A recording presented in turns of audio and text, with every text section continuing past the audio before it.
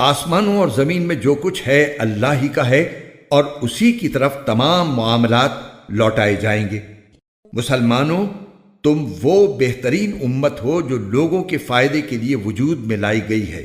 تم نیکی کی تلقین کرتے ہو، برائی سے روکتے ہو اور اللہ پر ایمان رکھتے ہو۔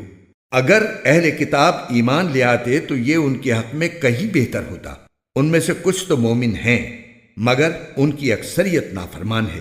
وہ تھوڑا بہت ستانے کے سوا تمہیں کوئی بڑا نقصان ہرگز نہیں پہنچا سکیں گے، اور اگر وہ تم سے لڑیں گے بھی تو تمہیں پیٹھ دکھا جائیں گے، پھر انہیں کوئی مدد بھی نہیں پہنچے گی۔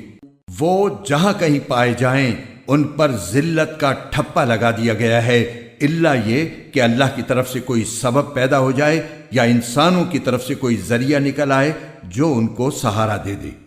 انجام کار وہ اللہ کا غضب لے کر لوٹے ہیں اور ان پر محتاجی مسلط کر دی گئی ہے۔ اس کی وجہ یہ ہے کہ وہ اللہ کی آیتوں کا انکار کرتے تھے اور پیغمبروں کو ناحق قتل کرتے تھے۔ نیز اس کی وجہ یہ ہے کہ وہ نافرمانی کرتے تھے اور ساری حدیں پھلانگ جایا کرتے تھے۔